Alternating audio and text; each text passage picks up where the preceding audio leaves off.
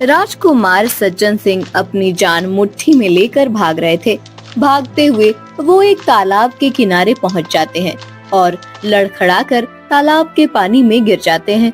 वो पानी में डूब जाते हैं और तालाब के किनारे हाथ में तलवार लेकर खड़े हुए राजकुमार दुर्जन सिंह जोर जोर से हंसने लगते हैं।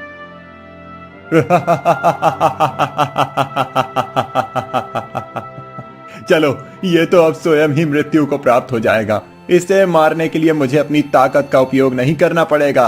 अब तो इसकी डूबकर ही मृत्यु हो जाएगी या फिर इस तालाब का मगरमच्छ इसे खा जाएगा।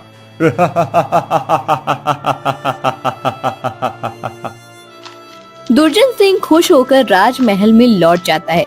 इधर सज्जन सिंह पानी में डूबकर नीचे चला जाता है। सज्जन सिंह बेहोश हो गया था। जब उसे होश आया तब वो देखता है कि वो एक बड़ी गुफा में है। सज्जन सिंह पूरी गुफा को देखता है। वहाँ एक जिन बैठा हुआ होता है। ये मैं कहाँ आ गया और मैं बच कैसे गया? मैं तो डूब गया था। और वो मगरमच्छ कहाँ गया? सुना है कि इस तालाब में बहुत बड़ा मगरमच्छ रहता है जो सबका शिकार करता है। तुम मेरी गुफा में हो। ये गुफा तालाब के अंदर है और मैं इस जादुई तालाब का जिन हूँ। इस तालाब में कोई भी नहीं डूबता, यही इसका जादू है। और तुम जिस मगरमच्छ की बात कर रहे हो वो कोई मगरमच्छ नहीं है। मैं ही रूप बदलकर मगरमच्छ बनकर लोगों को भयभीत करता हूँ। कई लोग इस तालाब के पास आकर गंदगी फैलाते हैं, यहाँ पर अपने वस्त्र धोते हैं। उन सब से तालाब का पानी दूषित हो जाता है। इसीलिए मैं मगरमच्छ बनकर बैठता हूँ ताकि मगरमच्छ के भय से कोई इस तालाब के पानी का दुरुपयोग न करे। जादुई तालाब और जिन, मेरे कुछ समझ में नहीं आ रहा। ज्यादा विचार मत करो राजकुमार। मैं एक जिन हूँ, अभी सबकी सहायता करता हूँ, परंतु पहले मैं ऐसा नहीं था। मैं बहुत उद्दंड हुआ करता था। कुछ वर्ष पूर्व की बात है। मैं एक पेड़ पर बैठ गया था और एक साधु अपनी तपस्या कर रहे थे। तब बड़ा तपस्वी समझता है खुद को। अभी इसकी तपस्या भंग करता हूँ, फिर ये क्रोधित हो जाएगा, फिर मजा आएगा।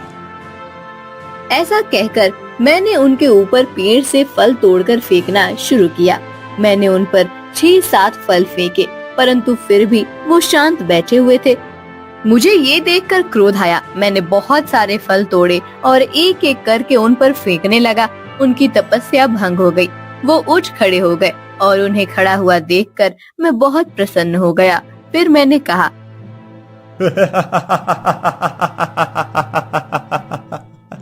तुम्हारी तपस्या भंग हो गई साधु, अब क्या करोगे? मुझे पता है तुम जैसे साधु अक्सर अपनी तपस्या भंग हो जाने पर क्रोधित होकर श्राप देते हो ना। मैं एक जिन हूँ, मुझ पर तुम्हारे किसी भी श्राप का कोई प्रभाव नहीं होगा। नहीं वत्स, मैं तुम पर कदापि क्रोधित नहीं हुआ हूँ। तुम मेरी तपस्या भंग करने का अपना कार्य कर रहे थे और मैं तपस्या भंग ना हो इसीलिए शांत रहने का प्रयास कर अपना कार्य कर रहा था। हर जीव अपने स्वभाव के अनुसार कार्य करता है वत्स। मैं एक साधु हूँ और मुझे क्रोध करना शोभा नहीं देता। अच्छा, तो तुम मुझे कोई दंड नहीं दोगे? दंड तो मैं तुम्हें दूंगा, परंतु क्रोधित होकर नहीं। मैं तुम्हारे स्वभाव में परिवर्तन करके तुम्हें सुधारूंगा। मैं मेरी तपस्या की शक्ति से तुम्हें एक जादुई तालाब में भेज रहा हूँ, जहाँ तुम्हारे स्वभाव में परिवर्तन आ जाएगा और तुम कभी भी उद्दंडता नहीं करोगे, सदा ही सबकी सहायता करोगे वत्स। उस जादुई तालाब के पानी में कभी कोई जीव डूबकर मृत नहीं होता है। यही उस तालाब के पानी में आया हुआ परिवर्तन है। उसी प्रकार उस तालाब में रहने के बाद तुम्हारे स्वभाव में भी परिवर्तन आ जाएगा। ऐसा कहकर उस साधु ने कुछ मंत्र बोले और मैं इस तालाब में आ गया। उस दिन से मैं इसी जादुई तालाब में रहता हूँ। परंतु ये बताओ कि तुम इस तालाब में कूदकर अपने प्राण क्यों त्याग रहे थे? मैं अपने प्राण त्याग नहीं रहा था। असल में मैं राजकुमार सज्जन सिंह हूँ। मेरे पिताश्री महाराज शिव प्रसाद ने मेरी माता की मृत्यु के पश्चात दूसरा विवाह किया और उन्हें एक और पुत्र की प्राप्ति हुई। वो मेरा सौतेला भाई था। दुर्जन सिंह, उसे राज्य की बहुत मोह है। वो अब खुद महाराज बनना चाहता है, परंतु वो अपने नाम के भांति दुर्जन है। अभी से ही उसने प्रजा पर अन्याय करना आरंभ कर दिया है। इसी कारण से प्रजा उसे अपना राजा मान्य नहीं करना चाहती। मेरे पिताश्री को भली भांति ज्ञात है, इसीलिए पिताश्री ने मुझे अपना उत्तराधिकारी घोषित कर दिया था। मेरा राज्य अभिषेक निश्चित हो गया था, परंतु दुर्जन सिंह ने क्रोध में आकर पिताश्री को बंदी बना लिया और कारागार में डाल दिया। वो मेरे प्राण लेकर अपना राज्य अभिषेक करने की सोच रहा था। आज वो अपनी तलवार लेकर मेरे पीछे भागने लगा। उसने मेरे सभी शस्त्र छुपाकर रख दिए थे, इसीलिए मैं उसका प्रतिकार नहीं कर पाया और मुझे भागना पड़ा। मैं अपने प्राण त्यागना नहीं चाहता, परंतु इस तालाब के किनारे आकर मेरा संतुलन बिगड़ गया और मैं पानी में गिर गया। तुम्हारी कहानी तो बहुत पीड़ादायक है। कोई पुत्र अपने पिता को बंदी कैसे बना सकता है? कटु है, परंतु यही सत्य है। अब मुझे मृत्यु घोषित करके दुर्जन सिंह स्वयं राजा बन जाएगा। यही नहीं, मेरा विवाह राजकुमारी रूपमती के साथ निश्चित हुआ था। दुर्जन सिंह को भी राजकुमारी रूपमती पसंद आ गई थी। अब मैं नहीं तो वो कदाचित बलपूर्वक राजकुमारी रूपमती से विवाह कर लेगा। इधर राजकुमारी रूपवती को खबर मिल जाती है कि राजकुमार सज्जन सिंह की तालाब में डूबकर मृत्यु हो गई है। फिर नहीं, ये सत्य नहीं है। राजकुमार की मृत्यु नहीं हो सकती। मेरे प्रिय हंस, तुम स्वयं जाकर पता लगाओ कि जो जानकारी हमें मिली है वो सत्य है या असत्य। यदि ये बात सत्य हुई तो अनर्थ हो जाएगा। दुर्जन सिंह स्वयं राजा बन जाएगा और प्रजा के हक का हनन करेगा। आप चिंता मत कीजिए राजकुमारी, मैं अभी जाकर राजकुमार के विषय में जानकारी प्राप्त करता हूँ।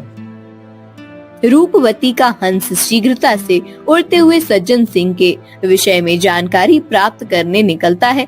बहुत देर उड़ने के बाद वो जादुई तालाब के पास आकर बैठता है। राजकुमार सज्जन सिंह, कहाँ हैं आप? आपके विषय में जरूर किसी ने असत्य खबर फैलाई है। राजकुमारी रूपमती आपकी चिंता में आतुर हो गई हैं। हंस तालाब के किनारे बैठकर विलाप कर रहा था। तभी उसकी आवाज तालाब के अंदर राजकुमार सज्जन सिंह सुन लेते हैं। जिन, तुमने सुना? वो आवाज राजकुमारी रूपमती के हंस की है। अच्छा, वो जो विलाप कर रहा है वो एक हंस है? हाँ, अवश्य राजकुमारी ने उसे मेरी जानकारी प्राप्त करने के लिए भेजा होगा। हंस को राजकुमार के विषय में कोई जानकारी प्राप्त नहीं होती और वो वापस चला जाता है। आ गए तुम? क्या जानकारी प्राप्त हुई? क्षमा करें राजकुमारी, परंतु राजकुमार सज्जन सिंह के विषय में कोई भी जानकारी प्राप्त नहीं हो पाई।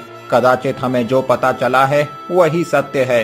सभी प्रजाजन आपस में यही बात कर रहे थे, कैसे दुर्जन सिंह ने महाराज को बंदी बना लिया और राजकुमार सज्जन सिंह को अपने मार्ग से हटाया है। नहीं, ऐसा नहीं हो सकता। अब मैं स्वयं जाऊंगी और महाराज शिव प्रसाद को उस दुष्ट दुर्जन सिंह के कारागार से मुक्त कराऊंगी। मुझे लगता है कि अब समय आ गया है कि तुम्हें इस तालाब से बाहर अपने राज्य में वापस लौटना चाहिए, अन्यथा वो दुर्जन सिंह तुम्हारे राज्य और राजकुमारी रूपमती के साथ अनुचित व्यवहार करेगा। सज्जन सिंह जिन की बात पर विचार करने लगता है। इधर दुर्जन सिंह अपना राज्य अभिषेक करने के लिए राजगुरु और पंडितों को बाध्य करता है। राज्याभिषेक का आयोजन करवाता है। राजकुमार, आपके राज्याभिषेक के लिए सबसे ज्यादा आवश्यक है 7 नदियों का जल। उन 7 नदियों के पवित्र जल से आपका स्नान होने के बाद ही आपके राज्याभिषेक की विधि शुरू हो जाएगी। हाँ, पता है। मैंने 7 नदियों का जल लाने के लिए सेवकों को भेज दिया है। किसी भी क्षण वो आते ही होंगे। आप बाकी का आयोजन शुरू कीजिए। राजगुरु और पंडित भी नहीं चाह रहे थे कि दुर्जन सिंह का राज्याभिषेक हो, इसलिए वो देरी कर रहे थे। सेवक नदियों का जल लेकर आते हैं और राज्याभिषेक की विधि शुरू करनी पड़ती है। तभी जिन वहाँ अदृश्य रूप में आता है। जब राजगुरु दुर्जन सिंह के मस्तक पर पवित्र जल अर्पण करने लगते हैं, तभी अचानक वो जल लुप्त हो जाता है। राजगुरु फिर कोशिश करते हैं, बार बार ऐसे ही हो रहा होता है। तब राजकुमार, कदाचित नियति नहीं चाहती कि आपका राज्याभिषेक हो, इसीलिए बार बार ये पवित्र जल लुप्त हो रहा है। राजगुरु जी, आप प्रलाप मत कीजिए। मैं जानता हूँ कि आप में से किसी को भी ये मान्य नहीं है कि मैं राजा बनूं, इसीलिए अवश्य आप ही कोई माया कर रहे हैं। किस तंत्र मंत्र का उपयोग किया है आपने ये राज्याभिषेक को टालने के लिए? ये आप क्या कह रहे हैं राजकुमार? हमने ऐसा कुछ भी नहीं किया है। हम ये नहीं समझ पा रहे हैं कि आखिर ये जल कहाँ जा रहा है। असल में जिन ही अदृश्य रूप में वो सारा जल पी रहा होता है। यदि जल नहीं आ रहा है उस घड़े से, तो उस घड़े को तोड़ दीजिए। नहीं करना मुझे स्नान। आप अगली विधि शुरू कीजिए, और यदि आप नहीं करना चाहते तो मैं स्वयं जाकर राज सिंहासन पर बैठता हूँ।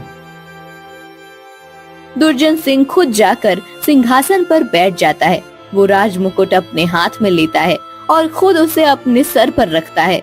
लेकिन तभी अचानक से वो राज मुकुट उसके हाथ से छूट जाता है और हवा में उड़ने लगता है।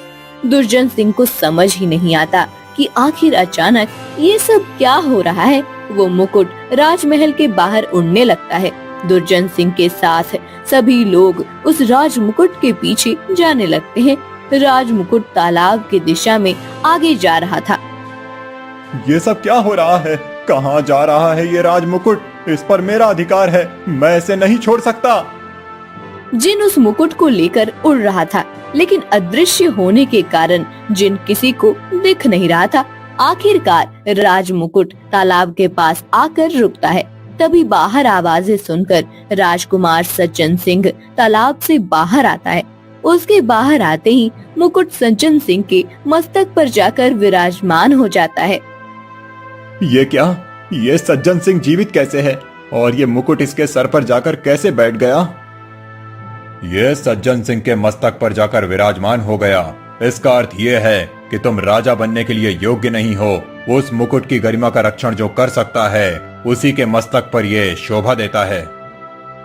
पिताश्री, आप कारगार से मुक्त कैसे हो गए? किसका इतना दुस्साहस कि मेरे आदेश के बगैर आपको मुक्त कर दिया? मैंने मुक्त किया है पिताश्री को, दुष्ट दुर्जन सिंह। जब मुझे जानकारी प्राप्त हुई कि तुम पिताश्री के साथ अन्याय कर रहे हो और राजकुमार सज्जन सिंह के साथ तुमने इतना अनुचित व्यवहार किया है, तभी मैंने ठान लिया था कि तुम्हें राजा नहीं बनने दूंगी। मैं पिताश्री को मुक्त करवाकर उन्हें फिर से राज सिंहासन पर बिठाऊंगी। आप उचित कह रही हैं राजकुमारी रूपमती। उस सिंहासन पर केवल पिताश्री का अधिकार है। परंतु पुत्र, ये समझ नहीं आ रहा कि तुम इस तालाब में डूबने के बाद भी जीवित कैसे हो, और ये मुकुट दुर्जन सिंह के सर से छूट कैसे गया? तभी जिन वहाँ प्रकट हो जाता है। यही मेरा वो मित्र है जिसके कारण मेरे प्राण बचे हैं, और इसी ने इस राज मुकुट को दुर्जन सिंह के मस्तक पर विराजमान नहीं होने दिया। इसी ने सप्त नदियों का पवित्र जल ग्रहण कर राज्याभिषेक में रुकावट डाली थी। हाँ, मैं ही हूँ वो जिसने दुर्जन सिंह का राज्याभिषेक रोका है। दुर्जन सिंह जैसे दुष्ट व्यक्ति को सिंहासन पर बैठने का कोई अधिकार नहीं है।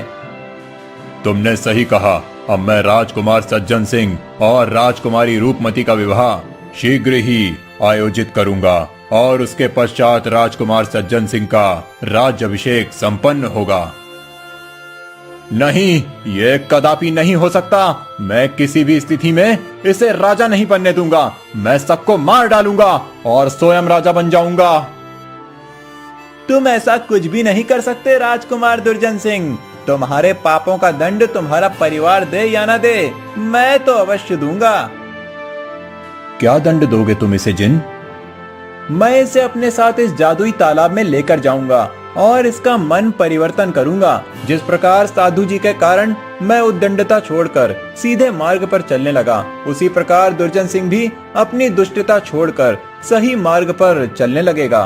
कुछ समय ये मेरा गुलाम बनकर तालाब के अंदर ही अपना जीवन व्यतीत करेगा। उसके पश्चात जब मुझे लगेगा कि अब उचित समय आ गया है दुर्जन सिंह को मुक्त करने का, तब मैं इसे खुद राजमहल छोड़ने आऊंगा।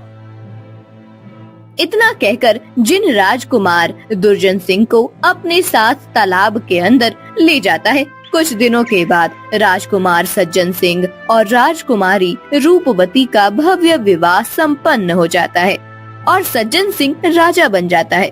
पूरे 1 वर्ष तालाब के अंदर रहने के बाद राजकुमार दुर्जन सिंह का मन परिवर्तन हो जाता है और उसका व्यवहार सुधर जाता है। फिर जिन उसे राजमहल छोड़कर फिर अपने जादुई तालाब में लौट आता है।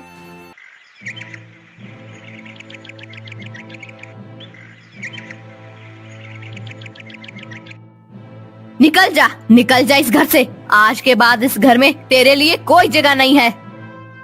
माँ जी, भगवान के लिए ऐसा मत कीजिए। मैं इस छोटी सी बच्ची को लेकर कहाँ जाऊंगी?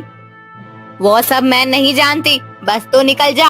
अरे इस बच्ची की दुहाई दे रही है तू, इसी की वजह से तो तुझे घर से बाहर निकाल रही हूँ। सुनिए जी, आप तो कुछ कहिए ना, रोकिए ना माँ जी को। मैं कहाँ जाऊंगी इस घर को छोड़कर? मेरा तो आपके सिवा और कोई नहीं है। माँ सही कह रही है, एक के बाद एक बेटियां पैदा करती जा रही है तू। अरे मैंने तो सोचा था कि इस बार तुझे बेटा होगा, लेकिन नहीं, तू तो बेटियां ही पैदा कर रही है। मुझे बेटियां होती है, इसमें मेरी क्या गलती है?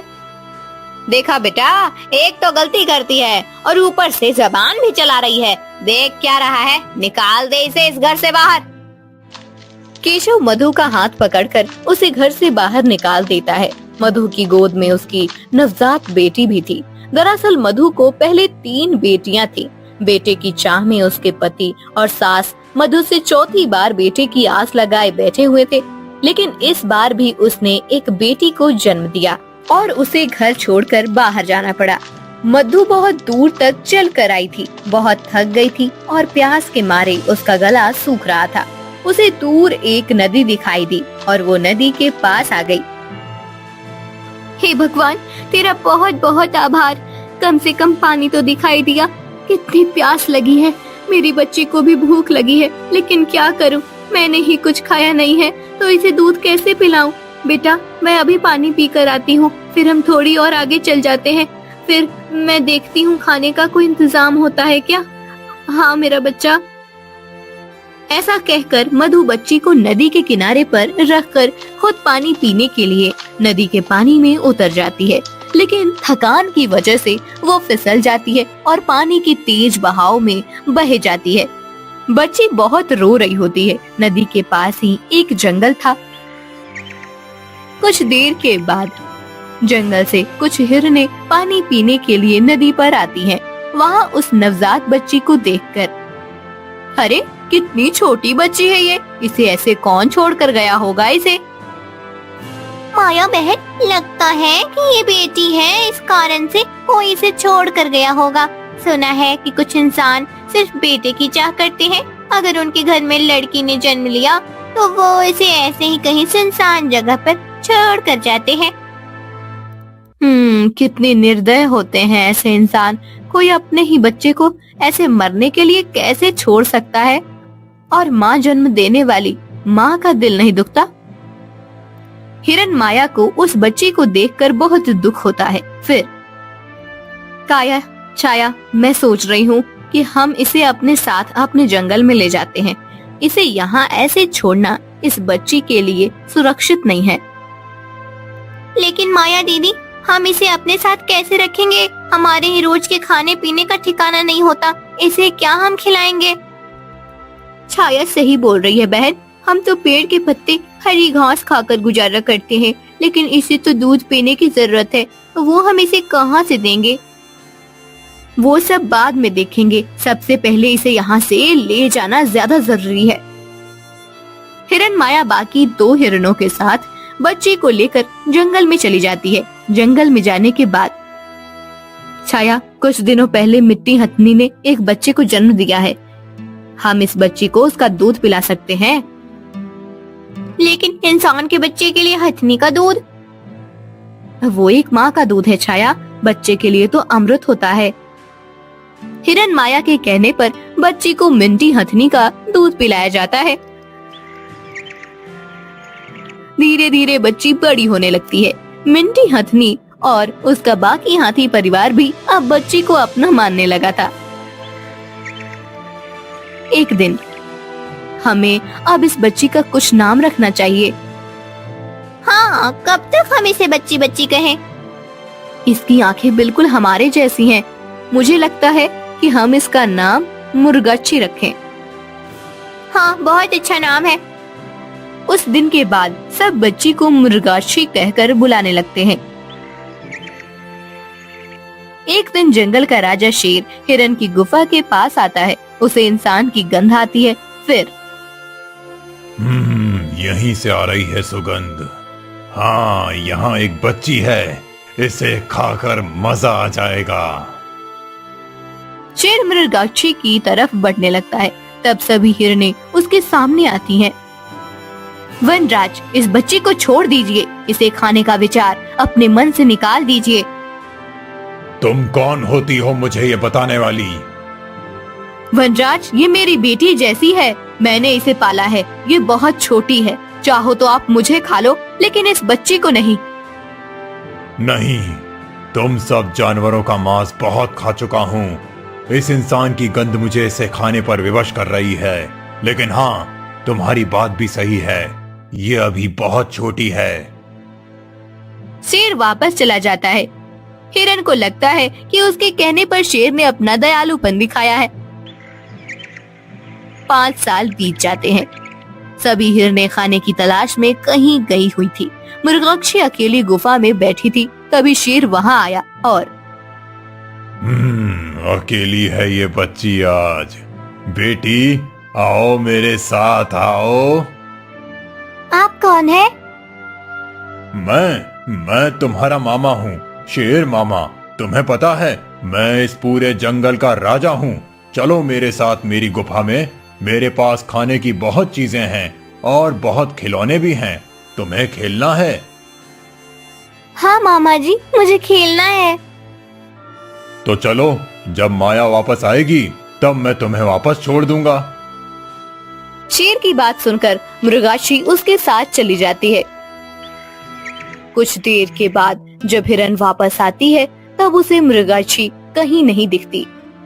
सभी हिरनें मृगाक्षी को जंगल में ढूंढते हुए शेर के गुफा के पास आकर पहुंचती हैं। वो देखती हैं कि शेर मृगाक्षी के साथ खेल रहा था। उसके चेहरे के भाव देखकर माया समझ गई कि शेर इसे बहाने से लेकर आया है और इसे खाने वाला है। मृगाक्षी, चलो, मैं आ गई हूँ। माँ, मामा जी के साथ खेलने में मजा आ रहा है, खेलने दो ना। हाँ माया, तुम जाओ, हमें खेलने दो। बहुत मजा आ रहा है, थोड़ी देर और। मैं समझ गई हूँ वनराज, आप इसे क्यों यहाँ लेकर आए हैं। मुझे तो लगा था कि उस दिन आप मेरी बात मानकर वापस चले गए थे, लेकिन आपका इरादा तो कुछ और ही था। बिल्कुल सही समझ रही हो माया। उस दिन तुमने कहा था कि अभी ये बच्ची छोटी है। मैंने सोचा इतनी छोटी बच्ची को खाकर वैसे भी मेरी भूख नहीं मिटेगी, इसीलिए मैं इंतजार कर रहा था कि ये बड़ी हो जाए। वनराज, छोड़ दो उसे। शेर माया की बात नहीं मान रहा था। तभी हिरन माया ने हिरन छाया और काया को इशारा किया। वो दोनों मिंटी और बाकी हाथियों के पास मदद मांगने गई। मिंटी और बाकी हाथी भागकर शेर की गुफा के पास जाने लगे। उनके भागने से जमीन हिलने लगी और शेर हड़बड़ा गया। इसी मौके का फायदा उठाकर माया मृगाक्षी को लेकर गुफा से बाहर आई। शेर की गुफा जोर जोर से हिल रही थी और उसके पत्थर गिरने लगे थे। उनके पत्थर के नीचे दबकर शेर की मौत हो जाती है। आखिरकार इस दुष्ट वनराज का अंत हो ही गया। कुछ साल बीत जाते हैं। मृगाक्षी अब जवान हो गई थी। वो बहुत सुंदर लगने लगी थी। एक दिन राजसभा में हमें एक नया महल निर्माण कराना है, इसीलिए बहुत बड़ी भूमि की आवश्यकता होगी। प्रधान जी, हमारी राज्य भूमि कहाँ उपलब्ध हो सकती है? महाराज, हमारे राज्य की सीमा पर एक बहुत बड़ा जंगल है। वहाँ की भूमि का एक टुकड़ा यदि हम महल बनाने के लिए उपयोग में लाएं तो उचित होगा। ठीक है, कल ही सैनिकों को भेजकर वन के उस भाग को खाली करा लिया जाए। अगले दिन चारुदत्त के सैनिक जंगल में पेड़ तोड़ने के लिए आते हैं। तभी मृगाक्षी उन्हें रोक लेती है। वो फिर भी पेड़ तोड़ने के लिए कुल्हाड़ी उठाते हैं। तब मृगाक्षी खुद पेड़ को लिपटकर खड़ी हो जाती है। सैनिक कुछ कर नहीं पाते और वापस राजमहल लौट जाते हैं। महाराज, जंगल में एक सुंदर युवती थी जिसने हमें पेड़ नहीं काटने दिए। जब हम जबरदस्ती एक पेड़ काटने गए तब वो खुद एक पेड़ को पकड़कर खड़ी हो गई। फिर हम कुछ नहीं कर पाए। एक युवती, और वो भी इतनी साहसी। सेनापति ध्रुव, आप जाकर इस विषय में ज्यादा जानकारी प्राप्त कीजिए कि वो युवती कौन है और क्या चाहती है। सेनापति ध्रुव महाराज का आदेश लेकर जंगल की ओर रवाना हो जाते हैं, लेकिन वो सेनापति का नहीं बल्कि एक सामान्य मनुष्य का भेष धारण करके जाते हैं। वो देखते हैं कि मृगाक्षी पेड़ पर बैठी हुई थी और वो बहुत मायूस थी। उसकी सुंदरता देखकर ध्रुव मोहित हो जाते हैं। मृगाक्षी के आसपास बाकी जानवर भी होते हैं। फिर, तुम कौन हो कन्या, और इतने सारे प्राणियों के बीच तुम्हें भय नहीं लगता? मैं मृगाक्षी हूँ और ये सभी मेरे परिवारजन हैं। ये जंगल ही मेरा घर है, मुझे किससे भय? क्या ये जंगल तुम्हारा घर है? हाँ, लेकिन आप कौन हैं और मुझसे ये सब क्यों पूछ रहे हैं? मैं तो एक यात्री हूँ, आगे के राज्य में जा रहा हूँ। विश्राम करने के लिए रुक गया था। तुम्हें इन सभी जानवरों के बीच देखा तो मुझे लगा कदाचित तुम्हें सहायता की आवश्यकता होगी, इसीलिए चला आया। यहाँ मुझे किसी की सहायता की जरूरत नहीं है। मैंने अभी किसी राजा के कुछ सिपाहियों को वापस भेजा है। वो यहाँ हमारे ये पेड़ काटने आए थे। हाँ, मैंने भी सुना है महाराज चारुदत्त को एक नया राजभवन बनाना है। हाँ, तो वो बनाए राजभवन, लेकिन यहाँ क्यों? ये जंगल तोड़कर क्यों बनाना है उन्हें राजभवन? कहीं और भी तो बना सकते हैं। उन्हें पता नहीं है कि एक पेड़ को काटना 100 हत्याओं के बराबर होता है। वो क्यों इतना बड़ा पाप अपने सर पर ले रहे हैं? वाह, ये सारी शास्त्र की बातें तुमने कहाँ पढ़ी हैं? मैंने पढ़ी नहीं है, लेकिन यहाँ कई साधु और योगी आकर ध्यान करते हैं, प्राणायाम करते हैं। उनसे ही मैंने ये सुना है। मुझे तो लगता है कि किसी को महाराज को ये बात जाकर बताने की जरूरत है। ध्रुव पहले ही मृगाक्षी के सौंदर्य पर मोहित हो गया था। अब उसकी बातें सुनकर उसे मृगाक्षी से और भी प्रेम हो जाता है। वो चारुदत्त के पास आकर उन्हें समझाता है कि जंगल काटना उचित नहीं है। चारुदत्त को भी ध्रुव की बात उचित लगती है। ध्रुव अब रोज मृगाक्षी से मिलने आता है। दिन बीतते हैं और मृगाक्षी को भी ध्रुव से प्यार हो जाता है। एक दिन एक बहुत बड़ा अजगर हिरण माया को पकड़ लेता है और उसे निगलने लगता है। ये देखकर मृगाक्षी उस अजगर पर पत्थर मारने लगती है, लेकिन अजगर टस से मस नहीं होता। मृगाक्षी को लगता है कि अब उसकी माया नहीं बचेगी। तभी ध्रुव वहाँ आकर अपने धनुष से बाण छोड़ता है और उस अजगर को मार डालता है। मृगाक्षी माया को अजगर के मुंह से बाहर निकालती है। कौन हो तुम? तुम कोई सामान्य इंसान नहीं हो सकते। तुमने इतना सही निशाना कैसे साधा? अब तुम्हें क्या सत्य बताना ही पड़ेगा। मैं महाराज चारुदत्त का सेनापति ध्रुव हूँ। मैं तुम्हारे बारे में जानकारी प्राप्त करने आया था, क्योंकि तुमने उस दिन सैनिक को जंगल तोड़ने से मना किया था, लेकिन मुझे देखते ही तुमसे प्रेम हो गया। तुम मेरे बारे में कुछ गलत धारणा ना बनाओ, इसीलिए मैंने तुमसे सत्य छुपाए रखा। मृगाक्षी, मैं तुमसे विवाह करना चाहता हूँ। बेटी मृगाक्षी, ये लड़का सच में तुमसे बहुत प्यार करता है। तुम इसके साथ विवाह करके सुखी हो जाओ। लेकिन माँ, अगर मैं चली जाऊंगी तुम अकेली हो जाओगी। नहीं बेटा, मुझे तो खुशी है कि मेरी बेटी सुख में है। तुम कब तक ऐसे जंगल में भटकती रहोगी? जब मैंने तुम्हें पहली बार देखा था तब तू एक नवजात बच्ची थी। मैं तुम्हें तुम्हारी सुरक्षा के लिए अपने साथ जंगल में ले आई थी, लेकिन अब तुम बड़ी हो गई हो, अपना ख्याल खुद रख सकती हो और सेनापति जी जैसे योद्धा को अपने पति के रूप में पाकर तुम्हारा जीवन धन्य हो जाएगा। मृगाक्षी, तुम चाहो तो हम इस हिरण को अर्थात तुम्हारी माँ को अपने साथ ले जा सकते हैं। हमारे भवन के बाहर एक बड़ा बगीचा है, वहाँ पर ये सुख से रह सकती हैं। ध्रुव की बात सुनकर मृगाक्षी खुश हो जाती है। दोनों हिरन को साथ लेकर ध्रुव के घर में चले जाते हैं। वहाँ ध्रुव और मृगाक्षी का धूमधाम से विवाह हो जाता है। हिरन अब मृगाक्षी के साथ सुख और सुरक्षा से बाकी का जीवन व्यतीत करती है।